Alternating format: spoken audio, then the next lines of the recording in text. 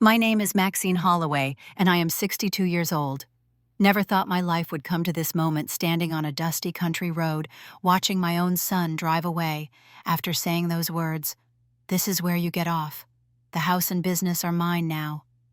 No phone, no money, just my purse and the clothes from my husband's funeral. But as the dust settled around me, a strange feeling washed over me. I wasn't just alone, I was free, and my son had no idea what was coming next. Before I share my story, let me know where you're watching from in the comments below, and don't forget to hit that like and subscribe button if you want to hear more stories of survival and redemption. I met Warren Holloway when I was 22 and full of dreams about becoming a teacher. He was 30, ambitious, and already making a name for himself in the business world of our small Minnesota town. Looking back now, I should have seen the warning signs. But love has a way of blinding you to reality. Warren had a magnetism about him that drew people in. He was handsome in that classic way with salt and pepper hair, even in his 30s, and a smile that made you feel like the most important person in the room. "You won't need to worry about money again," he promised on our third date. At the time, coming from a struggling family where every penny was counted, that sounded like freedom. I had no idea it would become my prison. We married after just 6 months of dating. My parents were thrilled, their daughter marrying into what promised to be wealth and stability. My friends threw me a lavish bridal shower, everyone celebrating what looked like a fairy tale. Only my grandmother pulled me aside with concern in her eyes. "Make sure you keep something of your own," she whispered, pressing a small locket into my hand. "Never lose yourself completely to anyone." I wore the locket on my wedding day, but tucked her advice away, not understanding its importance until decades later. Our early years together were comfortable enough. Warren's business grew steadily, a commercial real estate development company that bought struggling properties and transformed them into profitable ventures. Our house in Lakeside Estates was the envy of our social circle, and I threw myself into being the perfect corporate wife. I abandoned my teaching degree, focusing instead on hosting dinner parties and attending charity functions where Warren could network. Our son Andrew was born 2 years into our marriage. Warren was pleased to have a son and heir to continue his legacy. From the beginning, their relationship was built on expectations.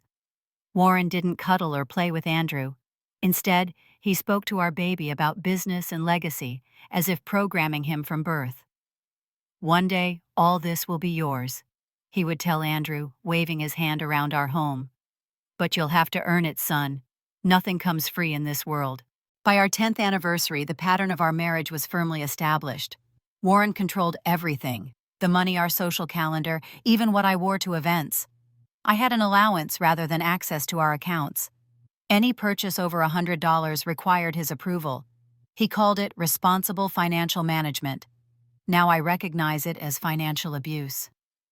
"Warren, I'd like to take some classes at the community college," I suggested once when Andrew started middle school. "What for?" he asked without looking up from his newspaper. "You have everything you need right here." "Just to keep my mind sharp, maybe finish my education degree."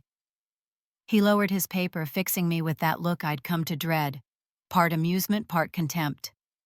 "Maxine, be realistic. You're 40 years old. What school would hire you now? Besides, it would reflect poorly on me if people thought my wife needed to work. Focus on what you're good at." And so I did, burying my disappointments and dreams deeper with each passing year. I became expert at maintaining the facade of the perfect wife with the perfect life. Our friends saw what Warren wanted them to see: a successful businessman with a supportive spouse and a son following in his footsteps. When Andrew graduated from college with his business degree and joined Warren's company, I watched my husband mold our son in his image. The kind, curious boy I had raised became increasingly distant, adopting Warren's mannerisms, his approach to business, even his way of dismissing my opinions. "Mom, you don't understand how business works," became Andrew's refrain, echoing his father. The last decade of our marriage was a quiet desperation. Warren's control tightened as his business expanded. He became paranoid about competitors, obsessive about loyalty. I discovered later he'd been having our house staff report back to him about my activities. The few friendships I managed to maintain were carefully monitored. My world shrank to the boundaries of our property, my identity reduced to Warren's wife. I was 61 when Warren clutched his chest at the dinner table, his face contorting in pain before he collapsed. The heart attack was massive and immediate. The paramedics were clear. He had died before he hit the floor.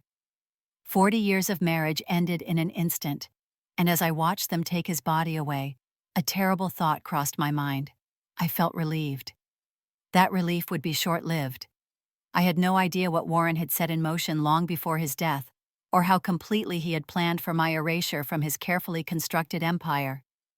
The funeral was exactly as Warren would have wanted it, ostentatious and well-attended. The First Presbyterian Church was filled to capacity with business associates, local politicians, and the social elite of our community. I sat in the front row dressed in the black Chanel suit Warren had selected years ago for appropriate mourning attire, should the need arise. Even in death, his control extended to my appearance. Pastor Williams spoke of Warren's contributions to the community, his business acumen, his generosity to select charities. A portrait emerged of a man I barely recognized. This public Warren, the philanthropist and visionary. No mention of his temper behind closed doors, or how he'd freeze out employees who questioned his decisions, or the way he'd tracked my spending down to the penny. Throughout the service, I was aware of Andrew's rigid posture beside me. At 38, he was the spitting image of his father, same broad shoulders, same steely blue eyes. But where there should have been grief, I saw only calculation in those eyes, a constant assessment of the room and the people in it. During the days leading up to the funeral, I had noticed subtle changes in our home. Family photographs disappeared from walls, replaced with generic artwork. My personal items began migrating from common areas into my bedroom, as if I was being slowly erased from the public spaces. When I questioned our housekeeper Maria about it, she avoided my eyes. Mr. Andrews said it was for the reception, Mrs. Holloway, to make space. After the church service, dozens of people filed through our home for the reception. I stood near the entrance accepting condolences from people who spoke about Warren as if he'd been canonized. Many barely made eye contact with me before moving on to speak with Andrew, who held court in Warren's study like he already owned it. I overheard snippets of conversation as I moved through my own home, feeling increasingly like a ghost. "Such a shame about Maxine," whispered Judith Palmer, wife of Warren's attorney. "She looks lost already." "Warren made arrangements," her husband replied. "Everything's taken care of." What arrangements? What things were taken care of? No one spoke directly to me about any arrangements or plans. I was the widow yet somehow excluded from critical conversations about my own future. That evening, I found Andrew and Richard Palmer, Warren's longtime attorneys, speaking in hushed tones in the kitchen. They fell silent when I entered, exchanging glances that sent a chill down my spine. "We were just discussing the will reading tomorrow," Palmer said smoothly. "Standard procedure, nothing to worry about, Maxine." "Shouldn't I be part of that discussion?" I asked. "I am his wife." "Were," Andrew corrected. "You were his wife." The word struck me like a physical blow. Past tense, already less than a week after Warren's death. The will reading the following morning confirmed my growing fears. Warren had indeed made arrangements, meticulous, calculated arrangements that left me virtually nothing. The house, the business, the investments, the vacation properties, everything went to Andrew with strict conditions. A small monthly stipend was allocated for me contingent on my appropriate behavior as the Holloway widow. "What does that mean, appropriate behavior?" I asked, stunned by the terms. Richard Palmer cleared his throat. "It means maintaining the family's reputation and standing in the community. The stipend is contingent on your continuing to represent the Holloway name with dignity." In other words, I was to continue being the silent, compliant woman I'd been for 40 years, only now, without even the minimal influence I'd had as Warren's wife. As we left Palmer's office, Andrew placed a firm hand on my elbow, steering me toward his car rather than the family Mercedes I'd arrived in. "We need to discuss living arrangements," he said, his tone businesslike. "The house needs some renovations. I'll be taking over the master suite." "That's my bedroom," I protested, the first flicker of anger cutting through my shock. "Not anymore," he replied. "Dad left everything to me for a reason. He knew you couldn't handle the responsibility." As we drove home in silence, I noticed my suitcases in the back seat of Andrew's car. Someone had been packing my things without my knowledge. The betrayal ran so deep I could barely process it. How long had this been planned? How completely had Warren orchestrated my removal from my own life? I didn't yet understand how far the plan would go, or that by this time tomorrow, I would be standing alone on a deserted country road with nothing but my purse and the clothes on my back. The worst betrayal was still to come. The morning after the will reading, I woke early, in what had been our guest bedroom. I'd barely slept, my mind racing with questions and growing anxiety. Through the window, I could see workers arriving carrying tools into the house. Renovation work beginning already, as if erasing any trace of my existence was the top priority. When I went downstairs, Andrew was in the kitchen, with a woman I recognized as his executive assistant, Lauren, reviewing floor plans spread across the counter, where I'd prepared family meals for decades. "Mother," he acknowledged without looking up. "Good you're up. We need to discuss your arrangements today." The way he said arrangements made my skin crawl. The same word Palmer had used at the funeral. "What arrangements?" I asked, reaching for the coffee pot, only to find it empty. "Your living situation," Andrew replied, finally looking up. His expression was distant, as if addressing a stranger rather than the woman who had raised him. "I have meetings this afternoon, but I can drive you this morning. We should leave within the hour." "Drive me where?" I asked, confusion giving way to the first tendrils of fear. "To discuss your new accommodations," he said vaguely. "Pack whatever you need for today. The rest of your things will be dealt with later." I wanted to protest, to demand more information, but 40 years of conditioning to be agreeable to not make waves silenced me. I returned upstairs and changed into a simple black dress and low heels, appropriate for whatever discussions might be happening. I added a light cardigan, my pearl earrings Warren had given me for our 20th anniversary, and the locket my grandmother had given me before our wedding. As I prepared to leave the room, I impulsively grabbed my purse, checking its contents: wallet with about $70 cash, lipstick, tissues, a compact mirror, and the funeral program I'd tucked inside. Not much, but at least it was something of my own. When I returned downstairs, Andrew was waiting by the door, keys in hand, impatience written across his face. "Let's go. I've got a schedule to keep." The drive began in silence. I expected us to head toward town, perhaps to a retirement community or senior living facility. Instead, Andrew turned onto the highway, heading north away from the city. "Where are we going?" I asked, after 20 minutes of driving through increasingly rural landscapes. "Dad left specific instructions," Andrew replied, his eyes fixed on the road. "He thought it would be best if you had a fresh start away from his business connections." "But my friends, my life is back in town," I protested. Andrew's laugh was cold. "What friends, Mom? The wives of Dad's business associates, the country club women who only tolerated you because of Dad's position. They were never your friends." The cruelty of his assessment stunned me into silence, partly because I feared he might be right. How many of those women would still take my calls now that Warren was gone? How isolated had I actually been all these years? As we drove deeper into the countryside, Andrew began to explain what he called the arrangement his father had prepared. Warren had apparently been planning for his death for years, meticulously organizing the transfer of all assets to Andrew while systematically cutting me out. "Dad knew you were weak," Andrew said, his tone matter of fact. "He couldn't trust you with what he built. You never understood what it takes to succeed in business." "I supported him for 40 years," I said, my voice barely above a whisper. "I gave up everything for this family." "And you were compensated with a comfortable life," he replied. "But that's over now. Dad made sure I understood what needed to be done." An hour into our drive, Andrew turned onto a gravel road that wound through dense woodland.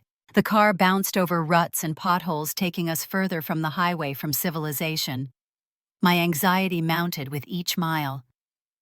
"Andrew, please tell me where we're going," I pleaded. "Almost there," was his only response. Finally, he pulled to a stop on a stretch of road with nothing visible in either direction. No houses, no businesses, just trees and the dusty road stretching ahead. He put the car in park, but left the engine running. "This is your stop," he said, turning to face me for the first time since we'd left the house. "What do you mean?" I asked, genuine confusion in my voice. "There's nothing here." "That's the point, Mother. This is where you get off. The house and business are mine now." His voice was cold, detached, as if he were terminating an employee rather than abandoning his mother. "Dad set aside enough for a bus ticket and first month's rent in some small town. There's a bus stop about 2 miles that way." He gestured vaguely down the road. "You can't be serious," I said, disbelief giving way to the first wave of real fear. "You're leaving me here in the middle of nowhere." "Dad said you'd try to contest the will if you stayed. This way is cleaner, a fresh start for everyone." He reached across me and pushed open the passenger door. "Time to go, Mother." I sat frozen, unable to process what was happening. "I don't have anything. No phone, barely any money." "That's the idea. No connections to trace you back to us. The Holloway name needs to move forward without complications." When I still didn't move, Andrew's face hardened in a way that reminded me so much of Warren that a chill ran down my spine. "Get out of the car, Mother. Now." Something in his tone broke through my shock. I stepped out onto the dusty road, clutching my purse to my chest like a shield. Before I could say another word, Andrew reached over and pulled the door shut, then accelerated away, leaving me in a cloud of dust without so much as a backward glance. I stood there watching the car disappear, the reality of my situation slowly sinking in. Abandoned on a remote road by my own son. No phone, no transportation, minimal cash, not even a bottle of water. In that moment, I felt a despair so complete it was almost paralyzing. But as the dust settled around me and the silence of the countryside filled my ears, something unexpected happened. Beneath the fear and shock, I felt something else stirring. Something I hadn't felt in decades. I felt free. The realization came slowly, as I stood there on that dusty road watching the last traces of my son's car disappear around a bend. For the first time in 40 years, no one was telling me what to do, how to dress, what to say, or how to behave. The crushing weight of Warren's expectations and control had vanished, along with all the material comforts I'd grown accustomed to. I took inventory of my situation, practical concerns temporarily overshadowing my emotional turmoil. The sun indicated it was about midday. I was wearing a black dress and low heels, hardly appropriate for a long walk. My purse contained $70, some tissues, lipstick, a compact mirror, and the funeral program. No phone, no water, no food. 2 miles to a bus stop, I murmured to myself, looking down the road in the direction Andrew had indicated. But what then? Where would I go? Who would take me in? For a moment, panic threatened to overwhelm me. I closed my eyes, took a deep breath, and tried to think clearly. One step at a time. First, get to somewhere with people, then figure out the next move. I slipped off my heels and began walking barefoot down the gravel road, wincing as small stones pressed into my soft soles. The reality of my physical vulnerability hit me hard. I was a 62-year-old woman alone in an unfamiliar rural area with no way to call for help if needed. Years of comfortable living had not prepared me for this kind of hardship. After walking for what felt like an hour, my feet were blistered and my legs aching. The rural landscape seemed endless with no sign of the promised bus stop. Doubt crept in. Had Andrew lied about that too? Was there even public transportation out here? The sun beat down mercilessly, and I began to feel lightheaded from dehydration and hunger. Just as I was considering finding some shade to rest, I spotted a mailbox up ahead. Where there was a mailbox, there had to be a home. I turned onto a long driveway, hope surging through me at the sight of a farmhouse in the distance. As I approached, a woman in her 50s emerged onto the porch, eyeing me suspiciously. "Can I help you?" she called, taking in my disheveled appearance and bare feet. I'm sorry to intrude, I replied, suddenly conscious of how strange I must look. I was left stranded down the road. Could I trouble you for some water and perhaps use your phone? Something in my demeanor must have convinced her I wasn't a threat. Her expression softened as she came down the porch steps. Good Lord, you look like you've been through hell. Come in out of this heat.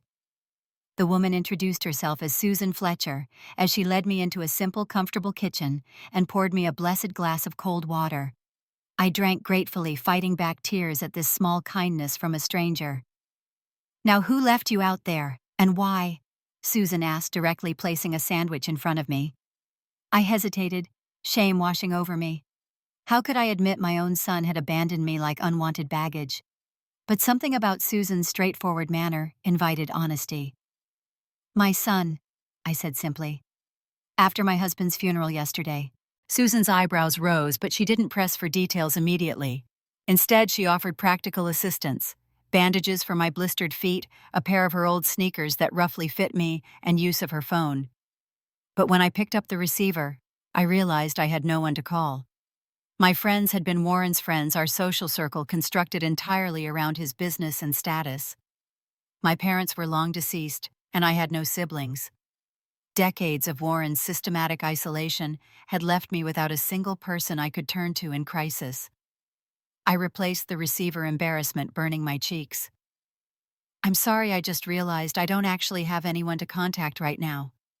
Susan nodded without judgment. Then let's figure out your next step.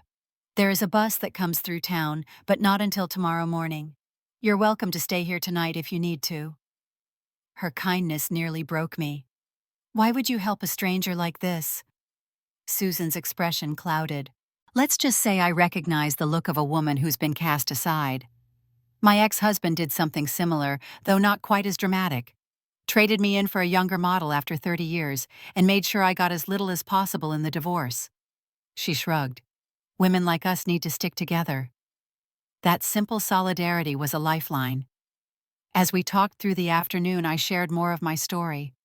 With each telling, the grip of shock loosened slightly, allowing me to think more clearly about my situation.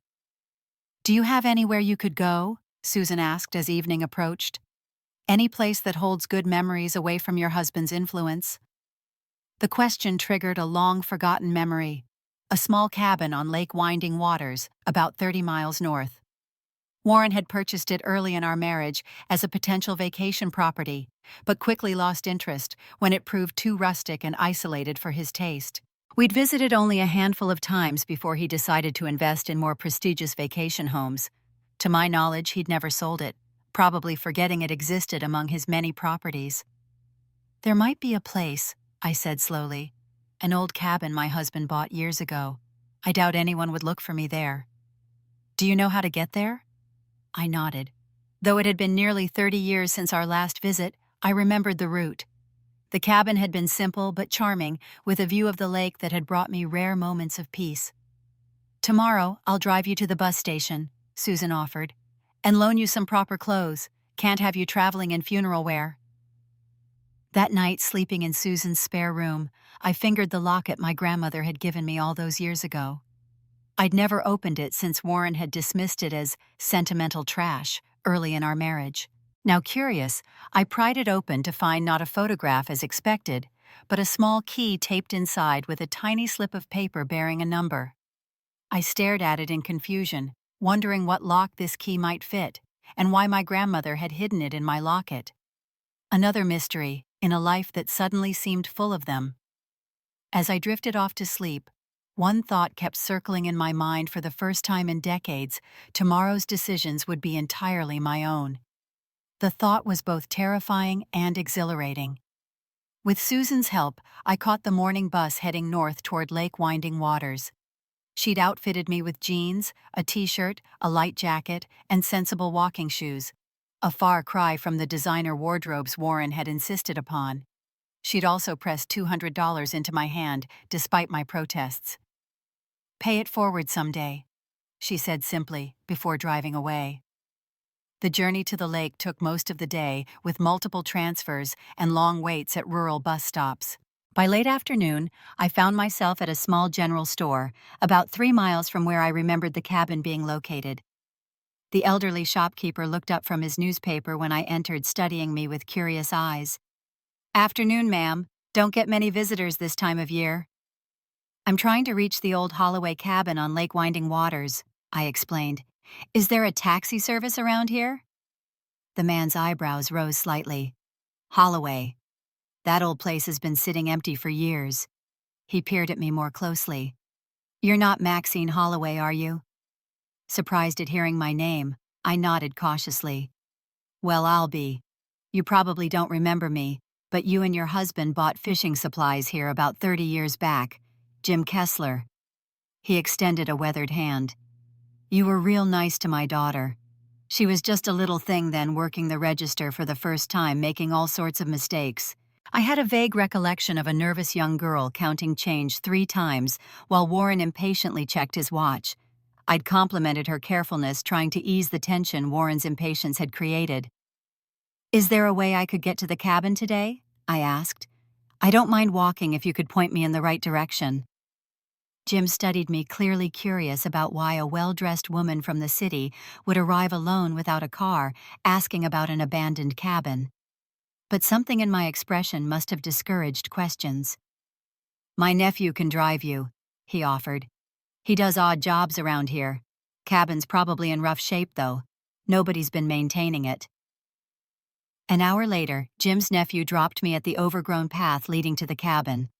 The young man offered to wait and make sure I could get inside, but I assured him I'd be fine, not wanting to reveal that I wasn't certain I could access the property at all. Once alone, I made my way down the path, pushing through years of undergrowth. The cabin itself stood much as I remembered it, a simple structure with a small porch overlooking the lake. Nature had begun reclaiming it, with vines climbing the walls and the roof showing signs of wear, but it remained intact. I tried the door, expecting it to be locked, but to my surprise it swung open with a creak. Inside, dust covered every surface and cobwebs stretched across corners, but the furniture remained. Basic wooden pieces covered with old sheets. The electricity was off, but the fading daylight through grimy windows provided enough illumination to navigate.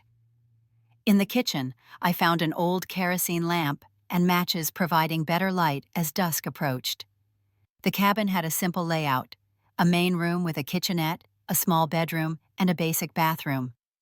I was relieved to discover the water still ran, though it sputtered and ran rust-colored at first. As I explored further, I found a stack of old newspapers on a side table, preserved under a protective sheet. They were local publications from years ago, some featuring articles about Warren's business dealings. One headline caught my eye: "Local developer questioned about wetland violations."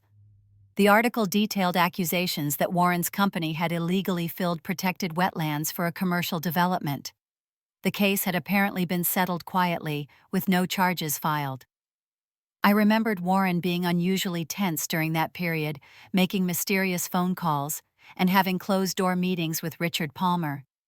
He'd dismissed my questions, saying it was just business and nothing for me to worry about.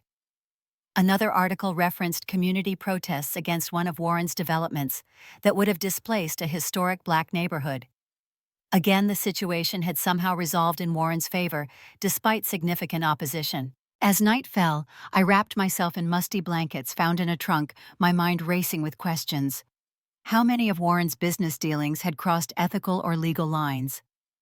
Had I been complicit through my silence and unquestioning support? The cabin had electricity, but no phone line or internet. I was truly disconnected from the world, giving me space to think more clearly than I had in years.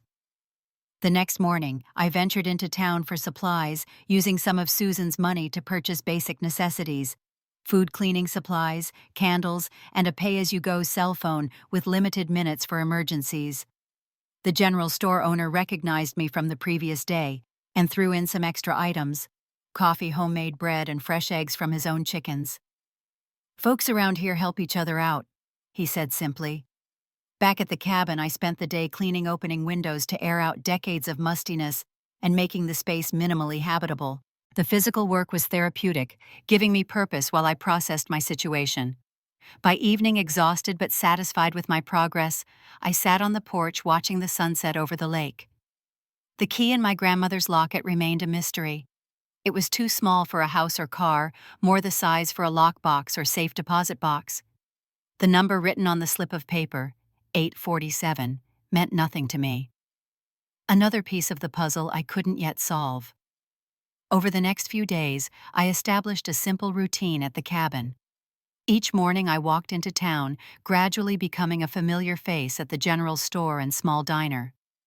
I was careful about what I shared, saying only that I was staying at my family's cabin to sort some things out after my husband's death.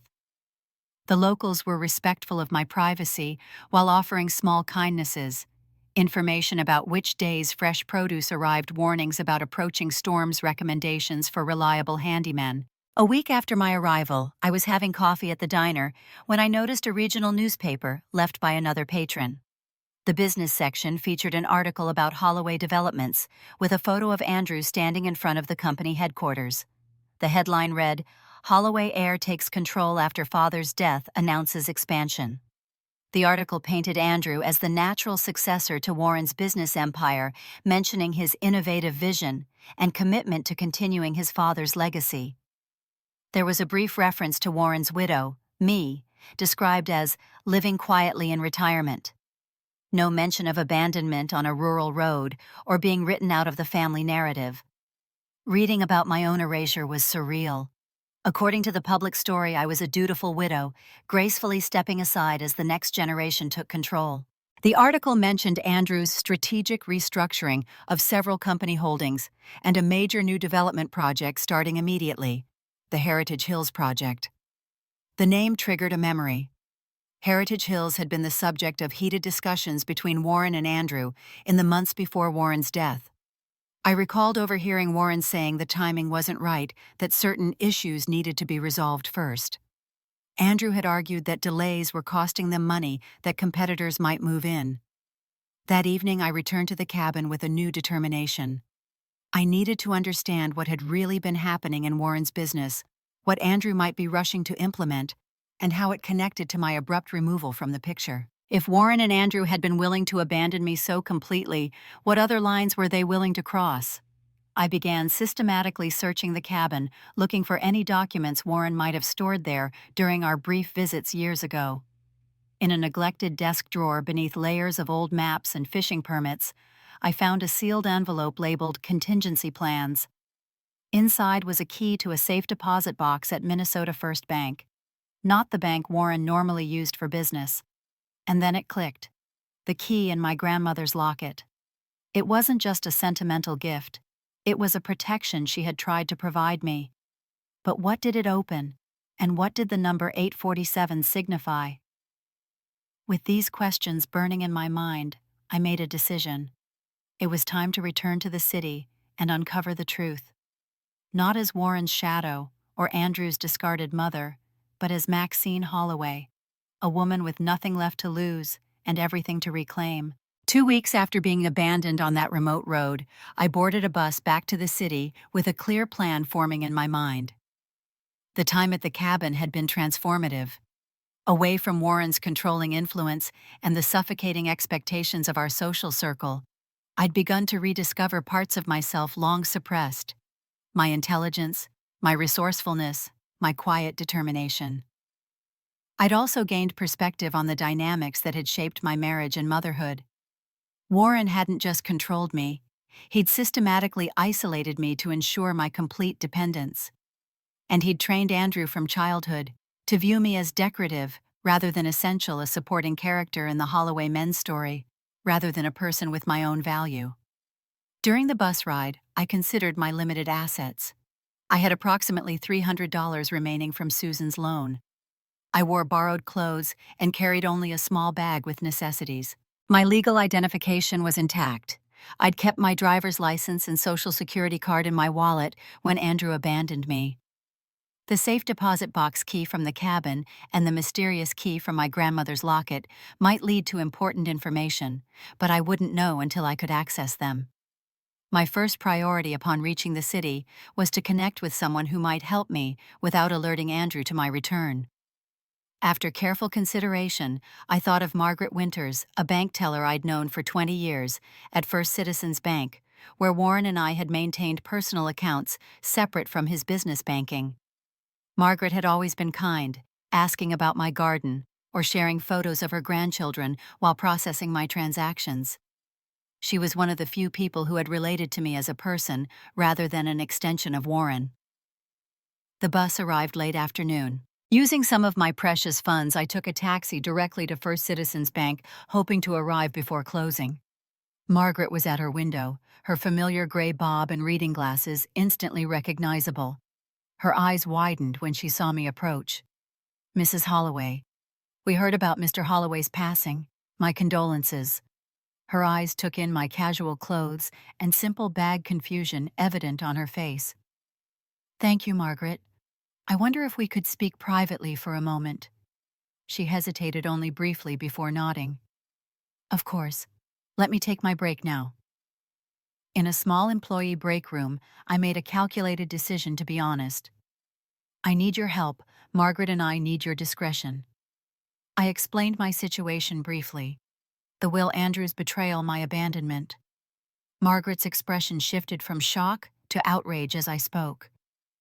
"That's criminal. Have you gone to the police? And tell them what? That my adult son drove me to the countryside after my husband's legal will left everything to him. It sounds absurd even to me." "But abandonment of a vulnerable adult." "I'm not legally vulnerable, just deliberately isolated," I explained. "But I need to understand what's really happening. Warren and Andrew were hiding something, and I think it relates to the business." Margaret's professional caution warred visibly with her personal indignation. "What do you need from me?" "First, information. Does my personal account still exist?" Warren always allowed me a small separate account for household management. She checked discreetly on her computer. "It's still active, but there's a withdrawal restriction placed on it 2 days after Mr. Holloway's death, authorized by Andrew Holloway as executor." Another piece of the puzzle. Andrew had moved quickly to cut off all my financial resources, but perhaps he didn't know about everything. "I also need to access a safe deposit box," I said, showing her the key I'd found at the cabin. "It's at Minnesota First Bank." "That's across town," Margaret said, checking her watch. "They'll be closing soon, but I can call my colleague there to let them know you're coming." With Margaret's help, I arrived at Minnesota First just before closing. Her colleague, a serious young man named David, waited for me at the door.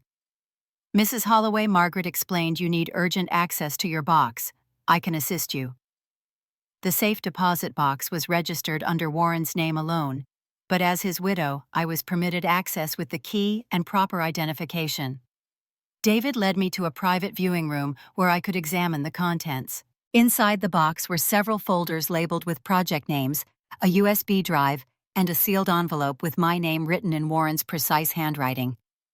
I began with the envelope. The letter inside was dated just 3 months before Warren's death.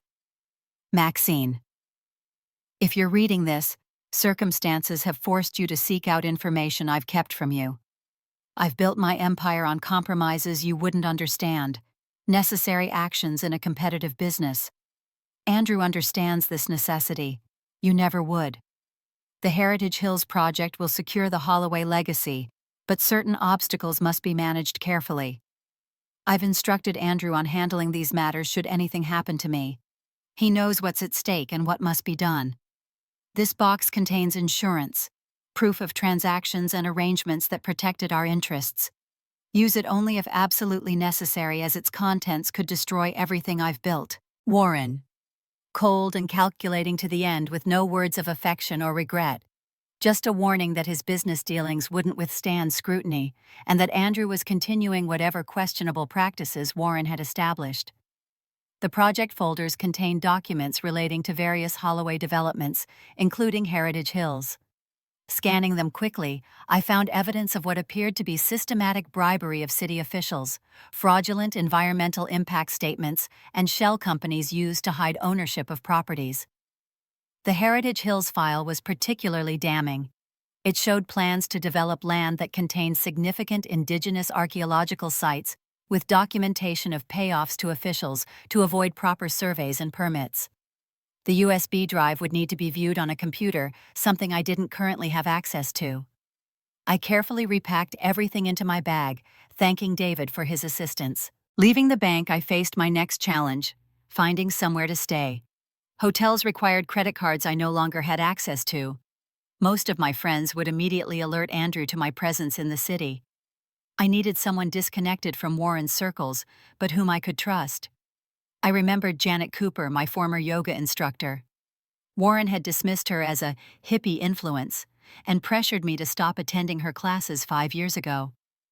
Janet had reached out several times afterward, inviting me for tea, showing genuine concern when I declined. She owned a small studio with an apartment above it, in a modest neighborhood far from our social circle. Using my new pay-as-you-go phone, I called Janet's studio. When she answered, I barely managed to identify myself before emotion overwhelmed me.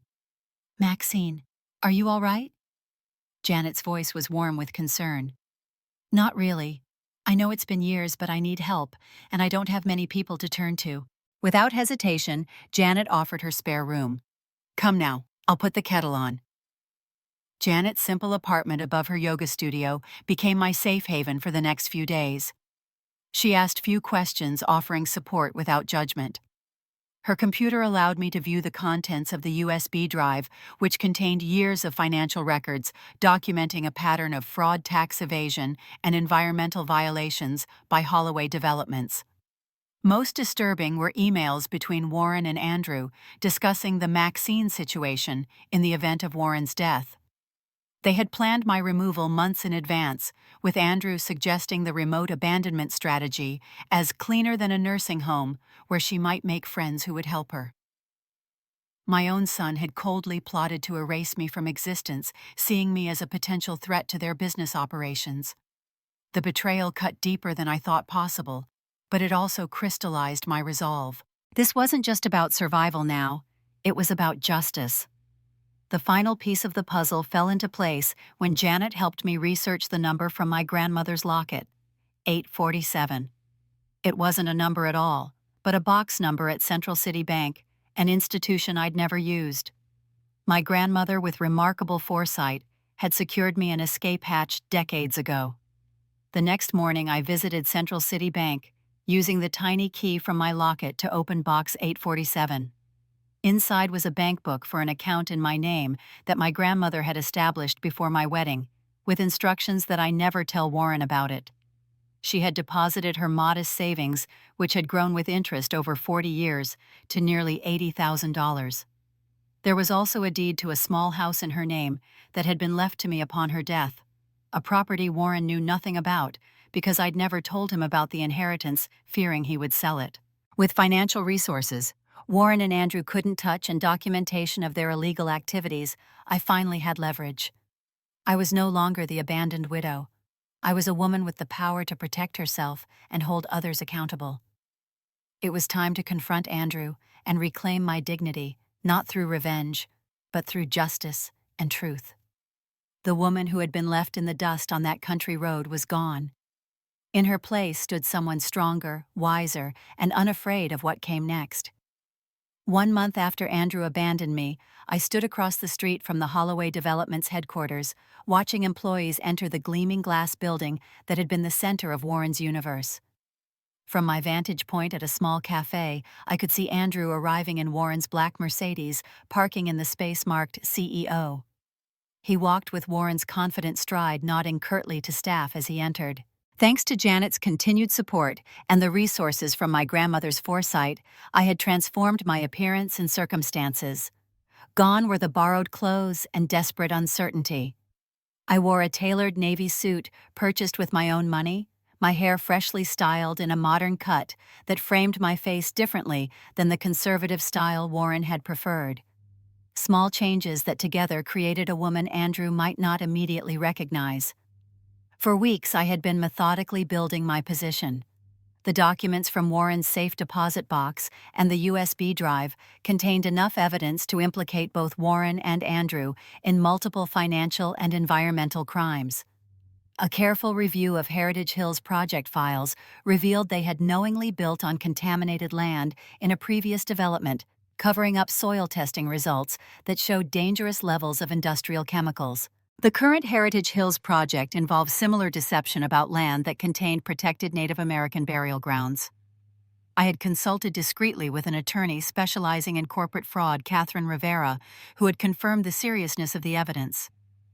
"This is enough for criminal charges," she had told me bluntly.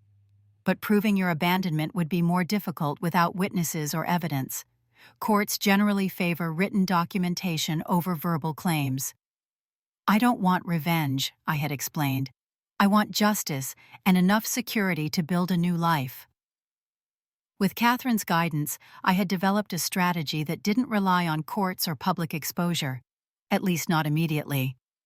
Direct confrontation would be more efficient and potentially less damaging to innocent employees of the company who might lose their jobs if Holloway Developments collapsed under scandal. At precisely 10 a.m., I entered the building and approached the reception desk. The young receptionist looked up with a professional smile.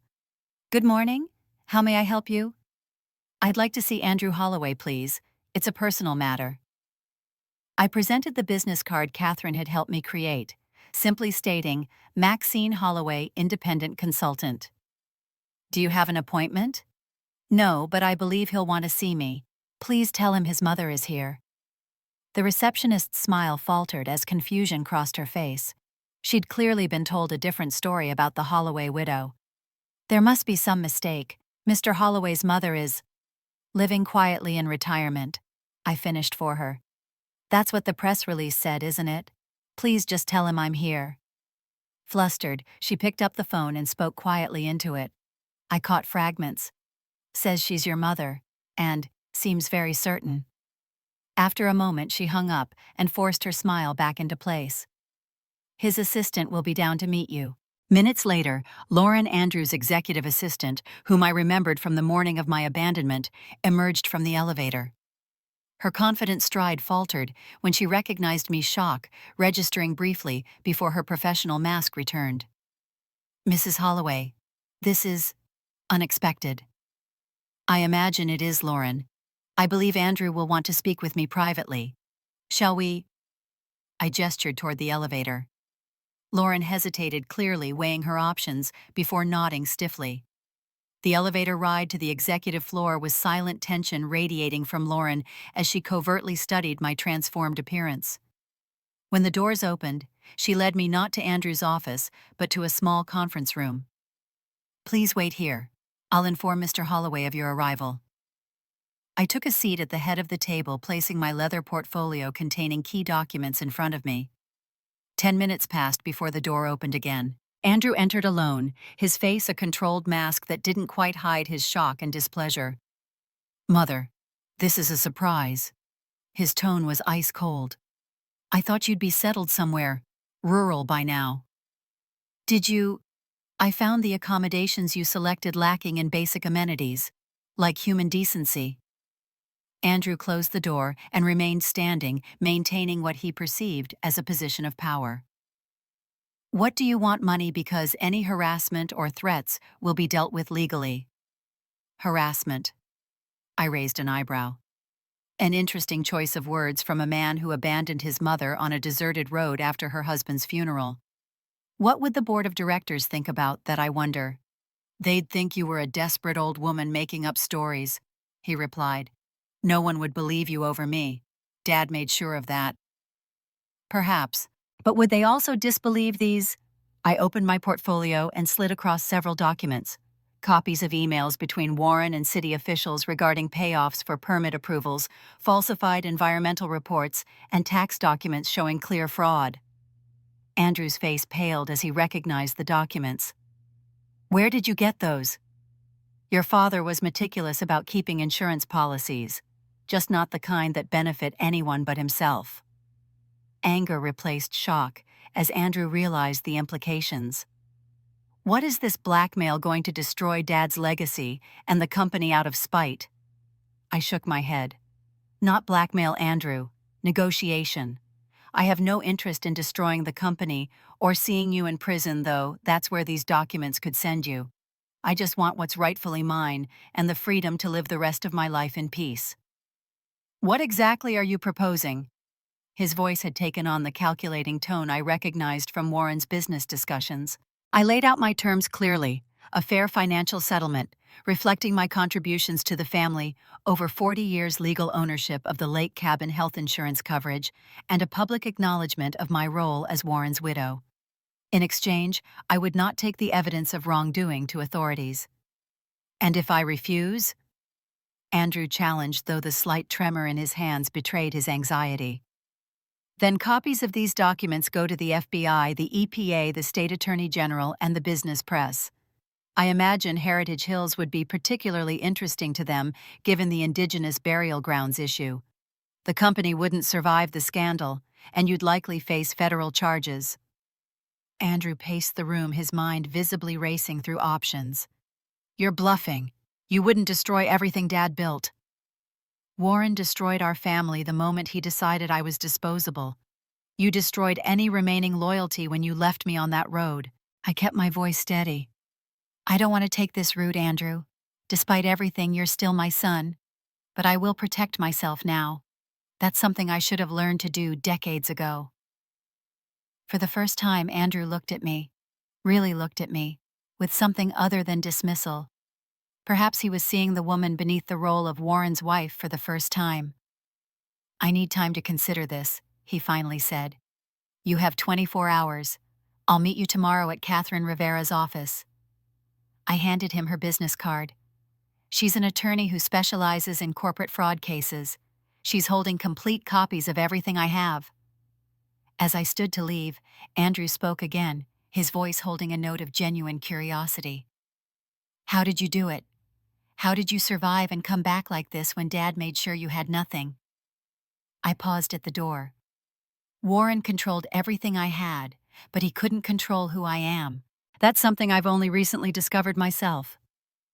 The next day in Catherine's office, Andrew arrived with Richard Palmer, Warren's longtime attorney. The negotiations were tense but productive. By day's end, we had an agreement that granted me financial independence without destroying the company. Andrew would clean up the most problematic business practices, make restitution to affected communities, and publicly acknowledge me as Warren's widow, entitled to respect and support. As we concluded, Andrew asked for a private moment.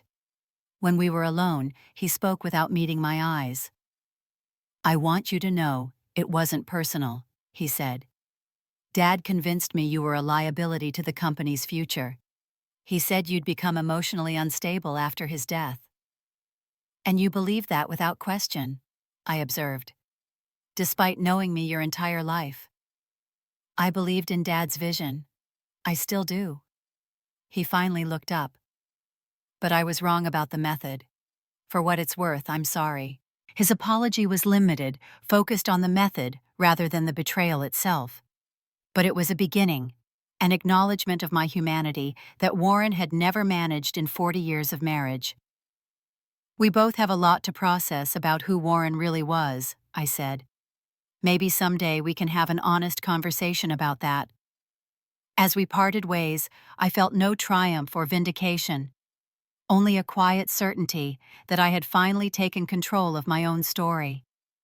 The road ahead would have its challenges, but for the first time in decades, I would face them on my own terms.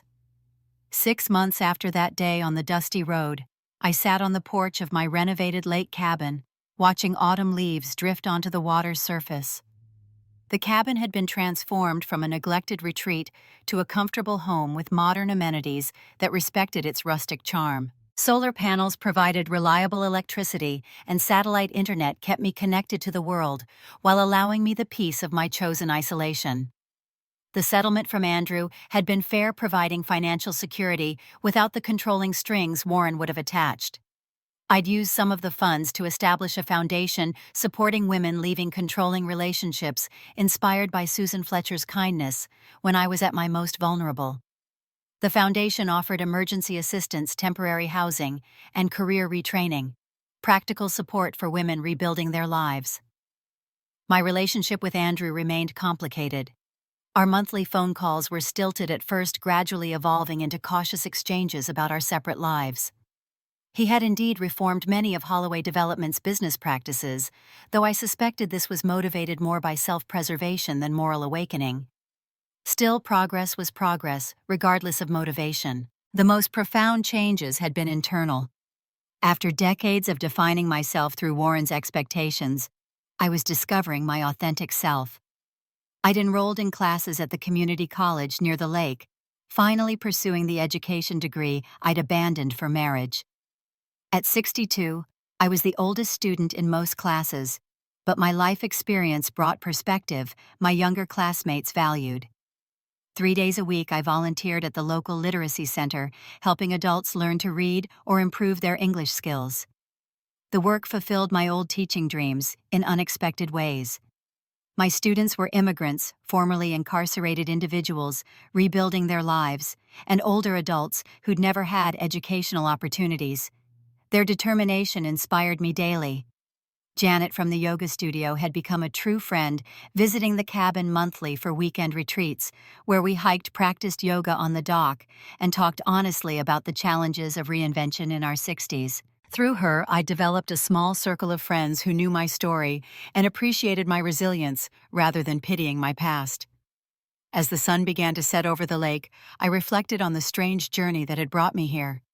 Being abandoned on that remote road had been the worst day of my life, and paradoxically, the beginning of my liberation. Warren and Andrew had intended to erase me, but instead they had inadvertently freed me to become the woman I might have been without Warren's control.